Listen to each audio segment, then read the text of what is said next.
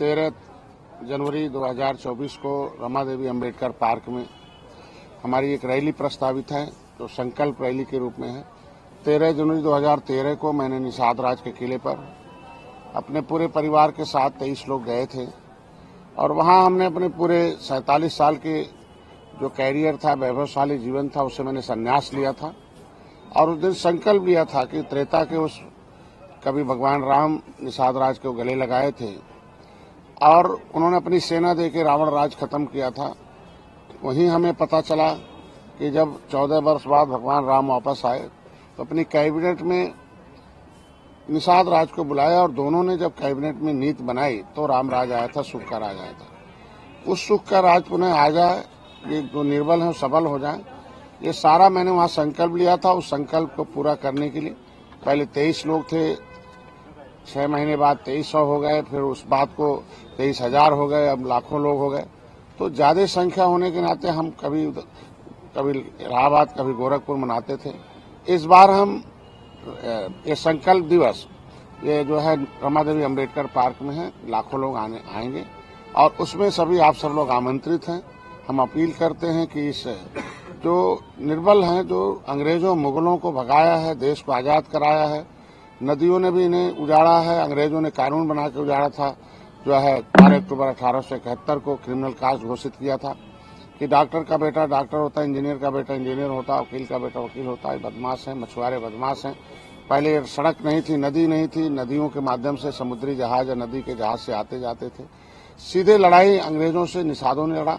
Criminal caste घोषित हुआ। Criminal tribes act inquiry committee की रिपोर्ट के अनुसार इन्हें 74 प्रकार की व्यवस्था देनी चाहिए थी, लेकिन पिछली सरकारों ने इन्हें जो है नाइंसाफी की, इन्हें बर्बाद किया। उसके आधार पर मैंने इनको खड़ा और बड़ा किया कि पहले आपकी सोच थी कि भाई ये तमाम विभिन्न अपनी अंग्रेजों से बचने के लिए ये अपने तमाम जातियों में बट गए, नाम बदल दिया, केवट मल्ला बिंद कश्यप कहार धीवर रैकवार बाथम तुरैया हो गया। फिर इनको हम जगाना शुरू किए कि भाई आप अपनी सोच बदलो, ये छोटी जात वाले नहीं हो, ये निषाद राज के वंशज हो। आप किले पर ले जाके मैं संकल्प दिलाना शुरू किया, बार बार किले पर जाते रहे और आज 11वां 10 साल हो गया। 10 साल पहले मैंने इनको लाया था, 10 साल पहले मैंने एक शब्द अपने को संकल्प लिया था और ये संकल्पित कार्यकर्ता, चूंकि एक साधारण कार्यकर्ता होता है, एक जो है सक्रिय कार्यकर्ता, एक समर्पित कार्यकर्ता होता है और चौथा एक संकल्पित कार्यकर्ता होता है। संकल्पित कार्यकर्ताओं का ये एक विशाल यहाँ संकल्प दिवस मनाया जा रहा है रमा देवी अम्बेडकर पार्क में। उसमें पूरे प्रदेश से, तो हर एक कोने से आए सभी कमेटियों के लोग आएंगे, प्रदेश से, विधानसभा से, हर ब्लॉक से, हर गांव से और दूसरे प्रदेशों से भी आएंगे और इसमें सभी लोग आमंत्रित हैं। और ये फिर संकल्प लेते हैं कि हम जो काम कर रहे हैं कि हम इसको आवाज को घर घर ले जाएंगे और फिर उनकी सोच बदलेंगे, क्योंकि इनकी सोच की वजह से ये विधान के मुताबिक इनको जो पिछली सरकारों ने व्यवस्था के अनुसार अपने को छोटा मानते रहे, लेकिन संविधान में इनको जगह दिया गया है। विधान के मुताबिक भी निषाद राज के वंशज हैं। संविधान के मुताबिक ये मझवार हैं, ये लेदरमैन, वाशरमैन, फिशरमैन हैं, ये क्राफ्ट्समैन, ये सारे समूह दिया गया है। इनको 23% का रिजर्वेशन उसमें दिया गया है संविधान में। तो ये इनकी सोच जो है आने से, संकल्प लेने से कि विधानसभा, लोकसभा जो है ये लखनऊ और दिल्ली में है और यहाँ से आप लोगों के विधानसभा मतलब विधान से कानून बनाकर या विधानसभा में कानून की नीति बनाकर आपको रिजर्वेशन की व्यवस्था दी गई 23%। लेकिन पिछली सरकारों ने लेदरमैन, वाशरमैन तो हो गया, लेकिन फिशरमैन चूंकि अंग्रेजों से लड़ता रहा, देश आजादी के बाद भी 5 साल 16 दिन गुलाम था। एक सत्ता 5 साल गुजर गई, इसके वजह से इनकी जो फाइलें, जो सिस्टम था, संविधान के पन्ने तो नहीं गायब करा पाए, लेकिन जो एविडेंस थे उसको गायब करा के इनको ओबीसी में डाल दिया। 1931 से लेकर 1991 तक ये जो अनुसूचित जात में गिने जाते थे। इनकी जो खानदानी सुरक्षा थी, जो शिक्षा, स्वास्थ्य, रोजगार, लोकसभा, विधानसभा, जमीन, मान सम्मान, स्वाभिमान में इसे छीना गया। इसके लिए हम इनको आके बुलाते हैं और इनको बताते हैं और धीरे धीरे मैंने इनको एहसास कराता हूं कि जिस तरीके से अपर कास्ट और महिलाओं ने मोदी को एक मुश्त वोट देकर उन्हें सत्ता में पहुंचाया और समर्थन किया और उन्हें एहसास कराया मोदी को कि हमारी समस्या का समाधान राजनीतिक दल से ही संभव है, पार्टी से संभव, हम आपके दल के साथ हैं। एक मुश्त वोट दिया अपर कास्ट और महिलाओं ने, आप देखे होंगे अपर कास्ट का 10% आरक्षण आया, महिलाओं का भी 33% दिया गया। तो इनको भी हम अपील करते हैं और यहाँ संकल्प लेते हैं कि आप भी एक नारा, एक झंडा, एक विचारधारा के साथ आइए और मोदी के साथ रहिए। हमने जो है 39 पार्टियों में एक निषाद पार्टी को भी एनडीए का एक पार्ट है, आप भी संकल्प लीजिए और एहसास कराइए कि 18% वोट निषादों की है। हर क्षेत्रों में 1.5 से 2 लाख वोट है, लगभग 37 ऐसी सीटें हैं जिसमें हम 3-3.5 लाख से ऊपर वोट हैं।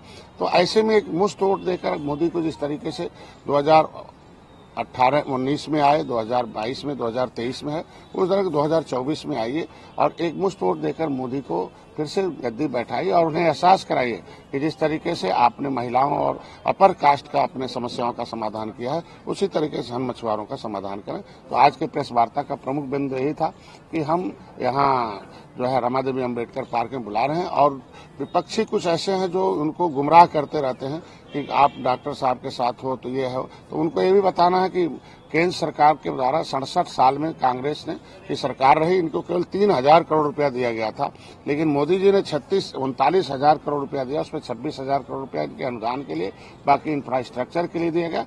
उसके वजह से आज हमारे लोग ये मछली पालन के क्षेत्र में सब्सिडी 60% महिलाओं के नाम है और एससी के नाम, पुरुषों के नाम 40% है। तो सब्सिडी अब इनको अनुदान देकर आगे बढ़ाए, उसका परिणाम रहा कि आज उत्तर प्रदेश पूरे देश के इनलैंड फिशरी क्षेत्र में 1 नंबर पर आया, प्रथम स्थान प्राप्त किया है। इसे इसी से आभास लगाया जा सकता है कि जब से जय निषाद राज का झंडा और निषाद पार्टी के नीचे आए और इनके लिए नीतियां बनी है, तो इनके विकास के लिए अगर मत्स्य उत्पादन बढ़ रहा है तो इनके मतलब इनका आय बढ़ रहा है और इनके क्षेत्र में रोजगार के साधन इन्हें मिल रहे हैं और जिसको रोजगार मिलता है उनके यहाँ शिक्षा भी मिलता है और शिक्षा मिलता है तो उनका विकास भी होता है, विकास की मुख्यधारा में। तो इस तरह से इनको हम बुलाते हैं। तो यहाँ कैंप के माध्यम से उनको अपने विभाग के द्वारा जो केंद्र सरकार की योजनाएं हैं, प्रधानमंत्री मत्स्य संपदा योजना है, उनके लिए जो फ्री का बीमा है, कोई भी आधार कार्ड और बैंक पासबुक लगेगा, इनके फ्री के बीमे 5 लाख तक का कवर है, 2.5 लाख डिसेबिलिटी पर है, 25,000 कहीं एक्सीडेंट हो गया उस पर मिलेगा, अस्पताल में भर्ती हो गए। और इनके लिए फिशरीज क्रेडिट कार्ड, किसानों के लिए खेत था तो उसके लिए तो अनुदान था ही, किसान ऋण था, लेकिन किसान क्रेडिट कार्ड जो है के रूप में इनको फिशरीज क्रेडिट कार्ड है कि बिना किसी गारंटी के, खाली हमारे विभाग में जो योजना से लाभ लें या कोई भी मछली पालन क्षेत्र में आते हैं तो इनको जो है 1,60,000 रुपये बिना गारंटी के है, गारंटी है 3,20,000 है। जो 7% इनका ब्याज है उसमें 3% केंद्र सरकार दे रही है और 4% उत्तर प्रदेश सरकार, ये हमारे मछुआ कल्याण कोष की स्थापना कराई है। पहली बार है कि हम इन मछुआरों के लिए सड़क पर लड़ाई लड़ते थे, सड़क से सदन पहुंचे, सदन से इनकी नीति बनाई, इनको बार बार कहते थे नेता से नहीं, नीति से तुम्हारे समस्याओं का समाधान होगा। नीति पार्टियां बनाती हैं, दल बनाता है, सदन में जाकर होता है। तो 1 से 11 विधायक बने और उसका नतीजा कि हम विधान परिषद और विधानसभा दोनों में नेतृत्व कर रहे हैं, 11 विधायक साथ कैबिनेट में हैं। उसके वजह से आज कैबिनेट से मछुआ कल्याण कोष की स्थापना हुई है। अब इनके बच्चों को शिक्षा में हम फीस दे सकते हैं, इनके लिए हम कोचिंग के लिए, कोई गरीब का बेटा पढ़ना चाहता है डॉक्टर इंजीनियर तो उसको हम मदद करके बढ़ा सकते हैं, आगे उनकी कोचिंग मिल सकते हैं, अधिकारी बनना चाहता है, कर्मचारी बनना चाहता है। ऐसी स्थितियों में इनके इलाज के लिए है कि उनका आयुष्मान भारत कार्ड नहीं है मछुआरों को, तो हम 5 लाख रुपए तक का उनको हम जो है चिकित्सा सहायता है वो हमारे यहाँ fisheries.up.gov.in है, उस पर जाए और उस पर सारी चीजें लिखी हुई हैं। हम नेट के माध्यम से उनको वहाँ भर दे। 3 दिन में हमारे विभाग का सर्वे करेगा, 5 दिन डीएम क्या रहेगा, हमारे यहाँ आ जाएगा, सीधे उसके खाते में पैसा जाएगा लेने। आज के दिन में महिलाओं के सशक्तिकरण के लिए हमने 4 करोड़ 80 लाख रुपए में हमने केज का सिस्टम किया है कि जलाशय में जलाशय है कि महिलाएं जो हमने फ्री में उनको जलाशय दिया है कि जाएंगी और समूह में उनका विकास होगा। आज तो सोनभद्र और ललितपुर में हमने बड़े बड़े जो डैम हैं उसमें हम 10% जलाशय फ्री में उनको दिए हैं और 4 करोड़ 80 लाख रुपए है। इनके लिए एकल आवास है, आवास की सुविधा देने के लिए है। इनके लिए मैरिज हॉल है, मैरिज हॉल में हम कोचिंग भी खोलेंगे। तो ये सारी व्यवस्था मछुआ कल्याण कोष के है। मुख्यमंत्री संपदा योजना के माध्यम से हम 3,20,000 5 एकड़ पर दे रहे हैं। बाकी जो है उनके लिए नाव है, 40% सब्सिडीज है, 1,500 नाव देने जा रहे हैं।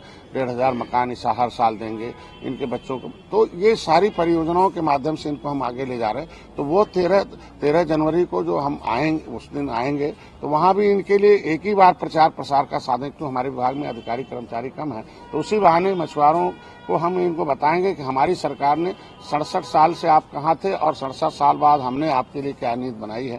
तो उससे पारदर्शिता होती है, उनको मालूम होता है कि हमने जो लड़ाई लड़ी है डॉक्टर साहब का साथ दिया है। और घर से चूंकि जब कोई आदमी अपने घर से बाहर निकलता है तो निश्चित रूप से अपनी समस्याओं के समाधान के लिए उसके पास शक्ति आती है, और समूह में शक्ति होती है, क्योंकि एकता में बड़ा बल होता है। और कहते हैं कि इतिहास से प्रेरणा मिलती है, प्रेरणा से जागृति होती है, जागृति से सोच विकसित होती है, सोच से संगठन बनता है, संगठन से में शक्ति होती है, शक्ति से सत्ता में परिवर्तन होता है। तो इनके गौरवशाली इतिहास से हम उनकी सोच बदलते हैं और सोच से निषाद पार्टी को खड़ा और बड़ा कर रहे हैं। और जिसकी वजह से जो लोग इनके हिस्से को खाने के लिए है, मैंने एक किताब लिखी है 100 पेज की, और इसमें इस किताब के माध्यम से उन्हें बता रहा हूँ कि विधान के मुताबिक संविधान में तुम्हारा लेदरमैन सुरक्षित है 23%, लोकसभा, विधानसभा, विधान परिषद। अगर दिल्ली से रामचरित्र निषाद आके मछली शहर सुरक्षित से सीट लड़ सकते हैं, तो यहाँ उत्तर प्रदेश का निषाद का बेटा अनुसूचित जाति की सुरक्षित सीट पर क्यों नहीं लड़ सकता है। तो उनसे ये बताया कि ये किताब आपको बता रही है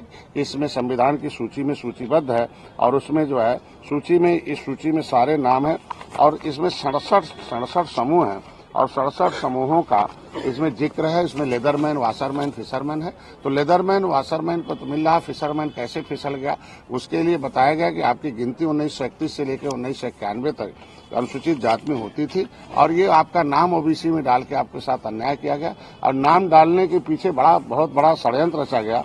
एक पत्र हमारे पास आया है आरजीआई का, गृह मंत्रालय से, कि इसमें पता चला कि इनकी जो संविधान बनने से पहले सभी राज्य सरकारों से जो फाइल लाई गई थी, जिसके माध्यम से सूची बनाई गई थी संविधान में, सभी राज्य सरकारों से रिकमेंडेशन लाया गया, नोटिफिकेशन कराया गया था कि कौन सोशली, एजुकेशनली, इकोनॉमिकली बैकवर्ड है, और उसके अंदर इस इतिहास में भेदभाव होता था, और जिस तरीके से एकलव्य के साथ पढ़ने नहीं दिया गया था।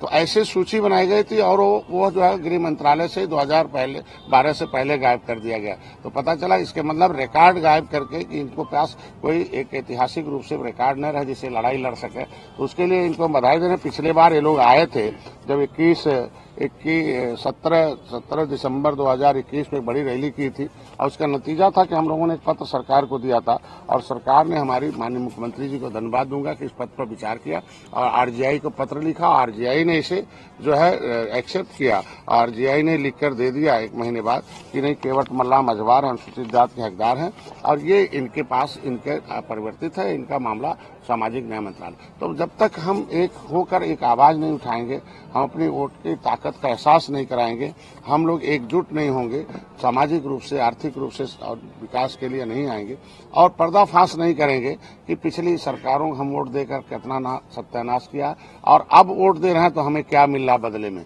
तो वोट की ताकत से, वोट के बारे में, वोट की शक्ति से मैंने जो प्रोग्राम बनाया है, वो प्रोग्राम 13 जनवरी 2013 को जो मैंने संकल्प लिया था, तो मेरा 2 प्रोग्राम था कि एक तो educate the educated person about the politics, हमें राजनीति क्या होती है, राजनीति के बारे में लोगों को पढ़ाना कि राजनीति एक अभिभावक है।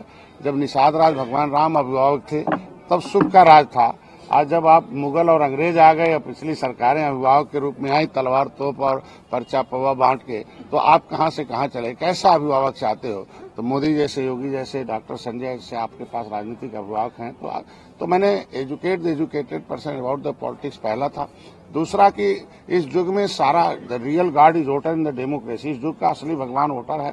वोटर ही सब कुछ सबके पास है, और वोटर जो है किस तरीके से उसको बहकाया फुसलाया जाता, कैसे उसको साथ धोखेबाजी हुई है, कैसे षड्यंत्र हुआ है, निचले पावदान पर रहने वाले लोगों को किस तरीके से उपेक्षित रखा गया है। ऐसे लोगों के पास रीच द वोटर, वोटर के पास जाना है।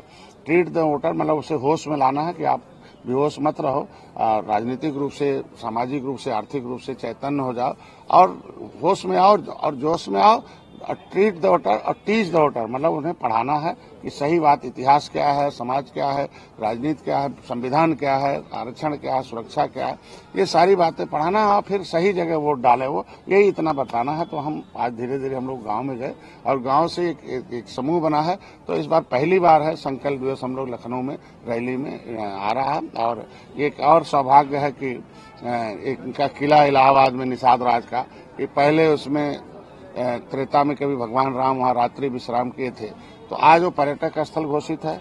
आज के दिन में वो कम से कम 20 करोड़ 38 लाख रुपए दे के ऑडिटोरियम बन रहा निषाद राज का किला।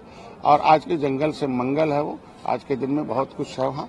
और हमारा समुदाय और भी धन्य है कम से कम कि कभी त्रेता में सबरी के यहाँ भगवान राम गए थे और भगवान राम कभी जो है सुग्रीव को गले लगाए थे गरीब को। इस युग में उसी रूप से आज के दिन में निषाद राज के वंशज एक माझी परिवार को जाकर मतलब अयोध्या में जाकर राम मंदिर के रूप में वहाँ उनको आमंत्रित करना, उनके घर भोजन करना। तो जिस समुदाय की चिंता जो है प्रधानमंत्री और माननीय मुख्यमंत्री करते हो, निश्चित रूप से उस समुदाय का इसी चिंता करने के लिए हमारे तरफ आकृष्ट होता, हमारे तरफ देखें, हमारी समस्याओं का समाधान करें। इसके लिए हम लोग बड़ा आंदोलन करते थे, पहले सड़कों पर रेल रोक कर करते थे। आज कम से कम हमारा समुदाय हमारा साथ दिया, तो आज सड़क से लेकर अब सदन में आवाज उठकर आज मोदी योगी तक, अमित शाह तक है। और उसकी देन है कि आज कम से कम एक निषाद वंशजों को आज के दिन में चिंतन शुरू हो गया है। तो हम लोग निश्चित रूप से सौभाग्यशाली हैं कि आज के दिन में राम मंदिर के साथ साथ उस अयोध्या में निषाद राज की भी मूर्ति लग रही है 7 ऋषियों के साथ।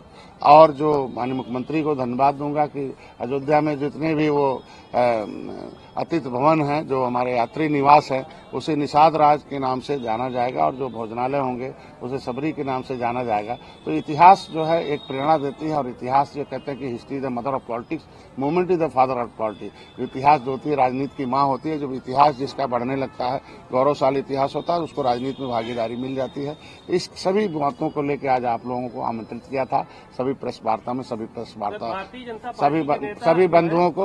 बंधुओं को मैं आज के दिन में करता हूं। और बाकी मैंने सभी लोगों को आमंत्रित कर रखा है, दिल्ली में भी और यहाँ भी। हर तरह के जितने भी हम दिल्ली के नेताओं को, अपने शीर्ष नेतृत्व को भी आमंत्रित कर रखा है। इस संकल्प रैली में सबने आश्वासन दिया है। माननीय मुख्यमंत्री से भी कल मिला था, उप मुख्यमंत्री से भी, प्रदेश अध्यक्ष से भी। और निश्चित रूप से हम सहयोगी दल हैं और वहाँ से हमारा सहयोग।